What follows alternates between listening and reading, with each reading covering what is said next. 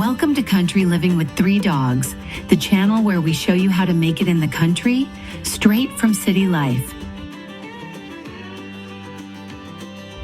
Here we take you on our journey as we renovate our home, build our dream garden, and take care of our 3 large dogs. Did you know that ashes, yes, the byproduct of your wood-burning stove or fireplace, can do wonders for your garden? Wood ashes as a fertilizer are packed with nutrients like potassium, calcium, and trace minerals that plants need to grow strong and healthy. Simply sprinkle it over your garden bed or mix it into the soil to boost your plant's growth and improve soil health. But that's not all. Ashes also serve as an effective bug and slug repellent. Their coarse texture and alkaline nature create a barrier that pests simply can't cross.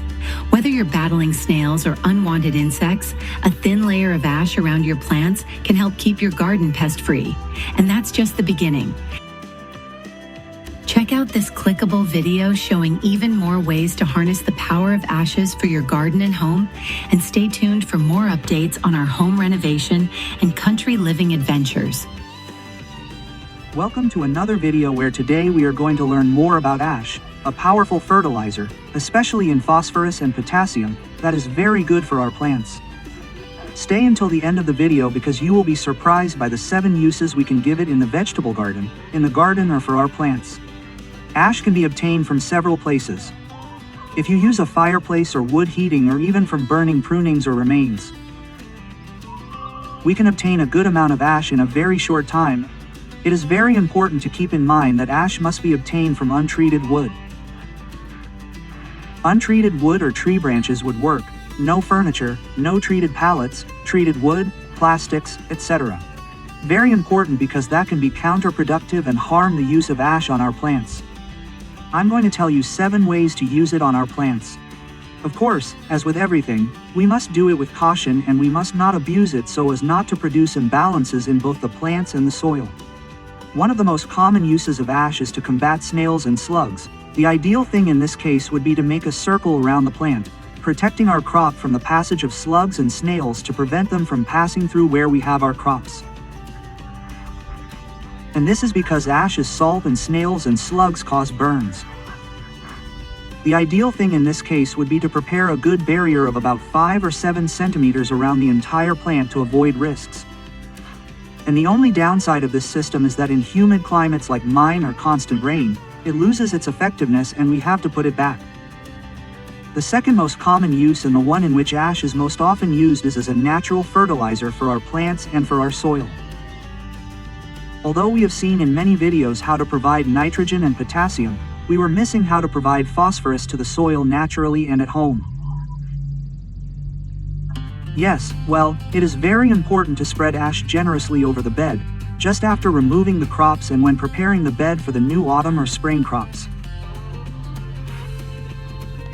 Afterwards, the ideal thing would be to do a superficial tillage with a hoe, or, in my case, I use a double-handled hoe to bury it and incorporate it into the soil, allowing it to gradually transform into nutrients accessible to the following crops. So now you know, a fertilizer rich in potassium, phosphorus, and other microelements that will be great for our soil. A third very interesting use is to make ash tea that can be used as a foliar fertilizer and protector for our plants. We will use this tea as a foliar spray, as I said, to nourish the plant and protect it from attacks by pests, such as aphids or thrips.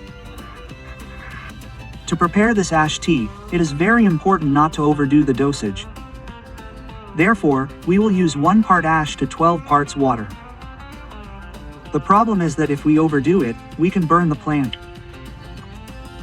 So, as always, the ideal thing to do is to spray our plants at dusk, when the sun has gone down, and we will avoid humid or rainy days to prevent the loss of this foliar fertilizer.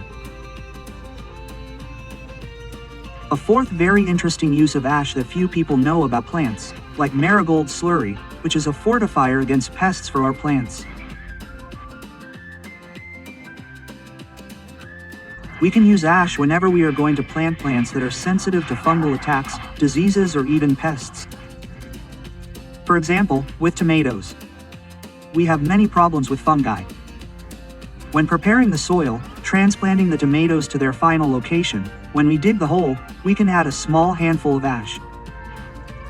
This will improve and enhance the flavor of the fruit thanks to the magnesium content in the ash. But the plant will also be more resistant and will absorb nitrogen from the soil better. And thanks to the calcium and potash contained in ash, it will protect and make our plants more resistant to fungal attacks. A fifth use for ash would be as a soil pH corrector. We can use ash to correct soils that are excessively acidic, since ash is highly basic and causes a rapid increase in soil pH. Of course, before applying it as a corrector, we must know our soil.